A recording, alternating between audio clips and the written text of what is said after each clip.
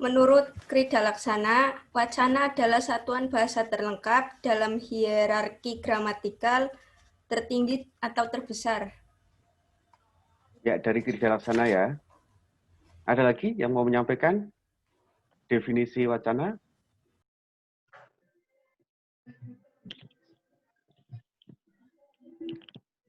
Silakan. Apa itu definisi dari wacana? Tadi Nabila menyampaikan, mengutip dari Krida Laksana, bahwa wacana itu merupakan yang terbesar dalam sistem hierarki bahasa ya, dalam gramatika. Ada lagi?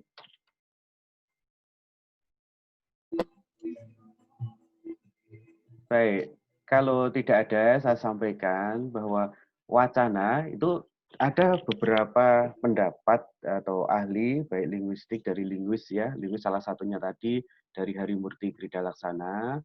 Dalam sistem hierarki gramatikal bahasa Indonesia, ini memang wacana adalah yang tertinggi atau terlengkap. Terlengkap. Jadi dalam sistem gramatikal bahasa Indonesia, ini mulai dari fonem atau fon ya. Anda sudah mendapatkan itu di fonologi. Jadi mulai dari fonem atau fon, setelah fonem atau fon ini fon ya, setelah itu ada morfem atau morfem. Morfem. Kemudian setelah morfem lebih lengkap lagi itu ada kata. Ini kalau di dalam sistem hierarki atau sistem gramatikal bahasa. Kata. Jadi mulai dari fonem atau fon, morfem, setelah morfem itu ada kata, setelah kata itu ada frasa, setelah frasa klausa, setelah klausa kalimat, setelah kalimat yang tertinggi adalah wacana. Jadi memang benar, kalau menurut Harimurti, tadi yang disampaikan oleh teman Anda, bahwa wacana ini, Nabila tadi apa, tertinggi, yang satuan tertinggi atau terlengkap. Setelah wacana tidak ada, karena memang itu tertinggi. Jadi unsur pembentuk wacana ini adalah kalimat di bawahnya. Kalimat, tetapi nanti kita bahas kalimat plus konteks. Kalimat dengan konteks ini menjadi sebuah wacana. Kalau kita lihat dari bahasa, dari segi bahasa, bahwa wacana awalnya ini dari kata vacana dengan V ya, dengan V, vacana. Itu diambilkan dari mana? Diambilkan dari bahasa Sanskerta, pakai V, bacanya vacana. Bahwa vacana itu artinya bacaan, bacaan di dalam bahasa Sanskerta atau bahasa Jawa kuna ya, bahasa tulisannya kuna bukan kuno, bahasa Jawa kuna. Nah, ini wacana kemudian berkembang menjadi bicara, kata, ucapan. Nah, ini di dalam bahasa Sanskerta, tetapi di dalam bahasa Inggris ini muncul adanya istilah discourse. Discourse ini adalah wacana itu sendiri. Untuk menjadi padanan wacana dalam bahasa Indonesia, kemudian padanannya adalah discourse bahasa Inggris.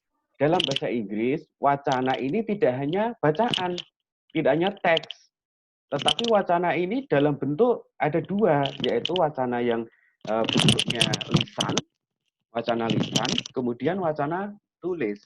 Wacana lisan apa? Ya ujaran itu. Kalau kita ingat di linguistik umum, ada istilah ujaran. Ujaran itu adalah parul dalam sistemnya Ferdinand de Saussure ya. Jadi parul, ujaran. Apa yang keluar dari alat ucap manusia, ini berupa ujaran. Ujaran itu parul itu. Tetapi kalau dalam wacana tulis, ya yang dituliskan. Apa itu yang dituliskan? Yang dituliskan adalah tulisan. Tulisan, teks, ya teks. Jadi nanti ada wacana yang bentuknya itu wacana lisan, kemudian yang bentuknya teks. Kalau wacana bentuknya lisan, ini mudah. Apapun yang keluar dari alat ucap manusia berupa ujaran ini sudah memiliki intonasi. Itu jelas kalimat. Kalimat yang ada maksudnya, ada tujuannya. Nah, ini kalimat. Ada disengaja, misalnya kalau di dalam bahasa Arab itu ada istilah al-kalamu walafdul murakabu mufidu bil wat'i ya. tersusunan kata, tetapi dengan disengaja, bilwati, dengan disengaja. Ini kalau dalam bahasa Arab. Tapi kalau dalam istilah bahasa Indonesia, yang keluar dari alat ucap manusia berupa gabungan kata atau susunan kata, ini sudah bisa dianggap sebagai sebuah wacana, asal punya konteks dan maksudnya sesuai. Ya, konteks dan maksudnya sesuai. Tetapi beda dengan wacana yang sifatnya wacana tulis. Kalau wacana tulis, ya, wacana tulis itu harus ada teks, kemudian ada konteks. Ada teks, ada konteks. Konteksnya di mana? Kalau dalam wacana tulis, misalnya tadi mulai dari kata, susunan kata menjadi sebuah kalimat, kalimat kemudian menjadi sebuah paragraf, paragraf di wacana teks itu, paragraf itu biasanya memiliki ide pokok atau kalimat utama. Yang menjadi kalimat utama itulah yang disebut teks. Tetapi kalimat penjelas berikutnya di dalam paragraf itu, itulah yang dinamakan konteks. Jadi kalau dalam wacana tulis ini, kita bisa tahu teks, ada konteks atau koteks. Nanti kita bahas di pertemuan selanjutnya. Tapi kalau dalam wacana lisan, konteksnya sudah jelas. Konteks orangnya yang bertutur, yang diajak bicara siapa, ngomongnya atau bicaranya di mana, ini jelas. Tapi kalau wacana tulis, harus memperhatikan konteks di bawahnya. Konteks itu yang menyertai teks. Ada bisa gambar, bisa juga teks penjelas. Ini ya. Kalau di sini misalnya Anda melihat Zoom ini, ada gambar.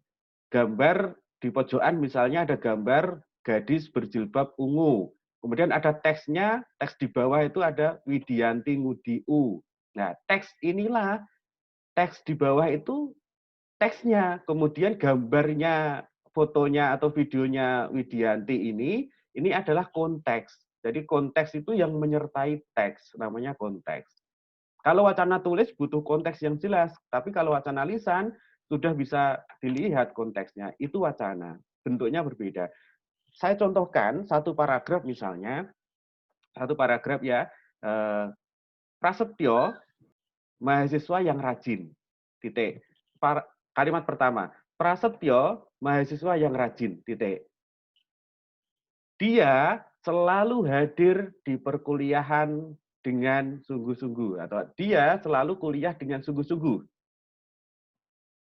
Prasetyo selalu mengerjakan tugas dengan baik. Ada 3 kalimat tadi. Prasetyo mahasiswa yang rajin, itu kalimat utama. Kalimat utama itulah yang disebut sebagai sebuah teks. Kemudian kalimat berikutnya, Prasetyo selalu rajin. Misalnya hadir, Pak rajin itu rajinnya mana? Rajin itu hadir di perkuliahan. Kalimat ketiga adalah selalu mengerjakan tugas dengan baik. 2 kalimat penjelas inilah yang dinamakan konteks di dalam sebuah wacana yang sifatnya teks, wacana tulis. Tapi kalau wacana wujudnya wacana lisan, ya ini kalimat yang keluar saja seperti saya ngomong seperti ini sudah menjadi sebuah wacana. Asal tujuannya, maksudnya sudah jelas. Begitu. Tetapi kalau di dalam wacana lisan, ini ada istilah wacana yang baik, ya wacana yang tidak baik. Yang baik bagaimana? Yang baik ya sesuai dengan konteks. Yang tidak baik itu bisa wacana yang berlebihan, kalimat yang berlebihan. Contoh sederhana, misalnya ada yang dari Tegal di sini, Tegal, Brebes dan sebagainya, daerah barat ada? Ada. Yang dari Tegal siapa? Yang dari Tegal siapa? Siapa? Saya, Pak. Siapa? Nadia. Ya, misalnya Nadia. Nadia dari Tegal pulang, misalnya dari Semarang ke Tegal, pulang naik kereta api, keretanya Kaligung ya misalnya, Kaligung. Di kereta ada masuk duduk di sebelah Nadia, ternyata ada laki-laki yang kelihatan agak ganteng ya, mas-mas ganteng. Nadia ditanya, Mbak mau kemana? Ke Tegal. Cukup. Mbak mau kemana? Ke Tegal. Ini merupakan rangkaian wacana. Kalimat yang keluar dari Mas itu, Mbak mau kemana? Ke Tegal. Jawabannya pun ini tepat. Kemana? Ke Tegal. Ini merupakan wacana lisan yang sesuai, yang baik. Kemana? Ke Tegal. Tapi karena ada jawaban lagi misalnya, Mbak namanya siapa? Nah dia menjawab, namaku Nadia, Mas. Aku mahasiswa UNES semester 3, jurusanku Sastra Indonesia. Aku kosku itu di Gang Cempaka, Mas. Dekat kosku itu ada bakso enak sekali, Mas. Kapan-kapan kalau Masnya mau ke Semarang, bolehlah nanti mampir di Gang Cempaka. Nah, ini pertanyaan itu, wacana yang muncul dari Masnya hanya satu wacana, satu kalimat. Mbaknya namanya siapa? Ya, mbaknya namanya siapa? Tetapi Nadia menjawabnya dengan beberapa kalimat runtutan. Nah, ini termasuk yang tidak sesuai dengan konteks. Konteksnya adalah tanya nama. Ya, konteksnya tanya nama. Nama siapa? Harusnya jawabannya cukup. Namaku Nadia. Atau Nadia Indah siapa? Cukup. Tapi kalau yang tidak sesuai, ini namaku Nadia, aku mahasiswa, Mas, semester 3, jurusan Sastra Indonesia, kuliahku di Gang Cempaka. Gang Cempaka itu ada bakso enak, Mas, di situ. Masnya nanti kalau ke Semarang tak ajak ke situ deh. Nah, ini yang berlebihan. Ini termasuk wacana yang berlebihan. Kalau di dalam pragmatik, nanti Anda dapat mata kuliah pragmatik ya. Di pragmatik itu ada istilahnya bidal kuantitas.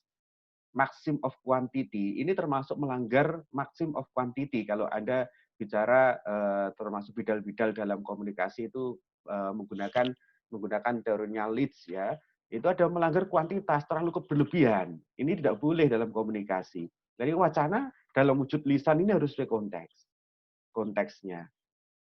Minggu lalu saya menjelaskan misalnya konteksnya masjid. Konteksnya masjid, tetapi Anda di masjid hum swastiastu misalnya keluar wacana itu bukan wacana yang baik. Beda dengan wacana yang di teks. Wacana bentuk teks itu adalah wacana bagaimana kepaduannya nanti bisa diukur. Jadi kalau wacana teks itu harus memenuhi unsur-unsur kepaduan. Kepaduan itu apa? Dalam paragraf kalimat semua kalimat yang ada di dalam paragraf itu harus saling mendukung. Misalnya kalimat pertama kok bahas tentang banjir, kalimat penjelasnya juga tentang banjir. Nih. Seperti tadi di awal, kalimat pertama adalah prasetyo mahasiswa yang rajin, titik. Ya, kalimat pertama itu, kalimat selanjutnya itu pasti penjelas rajin itu bentuknya apa, wujudnya apa. Itu adalah wacana yang padu. Tetapi kalau ada satu kalimat yang melenceng, prasetyo mahasiswa yang rajin, titik. Kemudian kalimat berikutnya ini melenceng dari bahasan. Ibu Prasetyo itu jualan baju di sosial media misalnya. Ini tidak ada kaitan dengan Prasetyo yang rajin. Nah, kalimat ini wacana yang tidak padu. Kepaduan wacana, nanti kita pelajari di bahasan kepaduan, itu harus memiliki koherensi maupun kohesi antar kalimat maupun antar paragraf.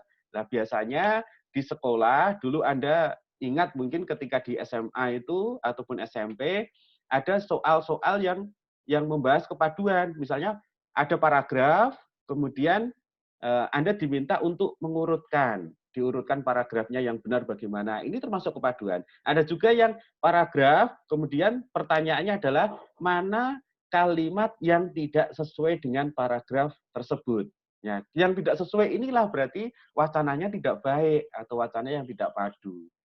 Itu konteksnya tidak sesuai. Yang dibicarakan itu prasetyo mahasiswa yang rajin, tetapi ada satu kalimat yang melingkar, satu kalimat yang membahas tentang Ibu Prasetyo. Ini berarti tidak sesuai dengan teks yang dijelaskan oleh kalimat penjelas. Begitu. Itu jadi hari ini saya menjelaskan terkait dengan definisi wacana. Wacana itu bentuknya ada dua, yaitu wacana lisan dan wacana tulis. Ya, minimal syarat wacana itu adalah kalimat. Ya, minimal adalah satu kalimat plus konteks. Itu kalimat yang wujudnya tulis. Kalau kalimat dalam wujudnya adalah lisan, ini sebenarnya bisa satu kalimat disertai dengan konteks yang jelas juga bisa. Atau satu kata, tetapi konteksnya sudah jelas. Contoh sederhana misalnya ada toko. Ada toko, kemudian di toko itu ada tulisan dorong. Pintunya ada tulisan dorong. Dorong ini kata atau kalimat? Dorong. Kata ya. Kata ya. Ya. Dorong itu kata. Tetapi karena konteksnya sudah jelas, Anda paham dengan konteks berarti kalau Anda mau masuk toko itu harus mendorong pintunya. dorong ini bisa menjadi sebuah wacana. Meskipun itu wujudnya kata, tetapi dengan konteks yang jelas, konteksnya tertempel di pintu. Kalau kata dorong itu tertempel di tembok, nah ini jelas tidak wacana, karena konteksnya tidak sesuai. Anda mau dorong tembok, nggak bisa. Ya, tidak sesuai ini. Jadi, kata tapi dengan konteks yang jelas itu bisa menjadi sebuah wacana. Tapi untuk menghindari kesalahan, biasanya wacana yang wujudnya tulis ini minimal kalimat. Kalimat disertai dengan konteks. Itu. Kemudian, kalau wujudnya simbol, ini bukan wacana. Ada misalnya simbol P dicoret. Nah, itu bukan wacana. Anda meskipun paham, berarti dilarang parkir di situ. Tapi itu bukan wacana, itu simbol. Simbol itu nanti masuknya ke semiotik. Termasuk tanda-tanda, seperti tanda di pos kampling itu, misalnya kentongan kentong sekali tong itu artinya kematian. 2 kali misalnya tong tong itu artinya ada kebakaran. Tong tong tong 3 kali artinya ada pencurian. Tong tong tong 4 kali artinya ada ketoprak lewat misalnya. Ini bukan wacana, itu simbol. Nah, simbol atau tanda, bukan wacana. Itu sesuai dengan kesepakatan kalau simbol ilmunya semiotik. Belum tentu di daerah saya, di pos kampling saya itu 2 kali itu artinya kebakaran. Di tempat lain 2 kali bisa artinya pencurian. Nah, kalau itu sudah melibatkan bahasa sebagai konvensional atau bahasa yang ada di masyarakat situ apa kesepakatannya, begitu. Itu tanda, sistem tanda atau tanda-tanda ya. Tanda bukan sistem tapi tanda. Tanda itu nanti masuknya ke semiotik bukan wacana. Jadi kita hari ini saya kira itu untuk definisi wacana. Anda masih silahkan baca definisi lain. Tadi muncul satu dari teman Anda terkait dengan Nabila tadi ya. Nabila satu definisi dari Krida Laksana, Harimurti Krida Laksana. Silakan Anda cari yang lain banyak sekali pengertian definisi wacana dari berbagai sumber dan silakan Anda buat definisi sendiri. Jadi tugas Anda hari ini silakan Anda buat definisi sendiri. Anda setelah membaca dari berbagai sumber itu, kemudian Anda membuat wacana menurut saya adalah titik. Silahkan. Itu definisi, kemudian tugas kita.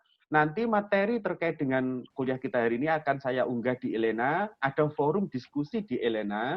Silahkan Anda nanti isi forum diskusi. Isinya apa? Isinya adalah pengertian atau definisi wacana menurut Anda. Jadi di forum diskusi yang ada di Elena, Anda mencantumkan wacana menurut saya, titik. Ya, isinya itu. Baik, sampai di sini ada pertanyaan? Sebelum saya akhiri, silakan. Tidak ada. Kalau tidak ada, saya akhiri. Tetapi bagi teman-teman yang kesulitan sinyal ini ya, kesulitan sinyal, jadi banyak ada yang masuk keluar di Zoom kita. Nanti bagi teman-teman yang masih ketinggalan materi kita pagi ini, nanti bisa melihatnya di YouTube ya. Nanti akan saya unggah di YouTube. Anda bisa memahami kembali, bisa kapanpun bisa melihatnya.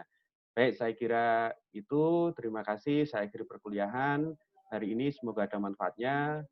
Selamat siang. Assalamualaikum warahmatullahi wabarakatuh.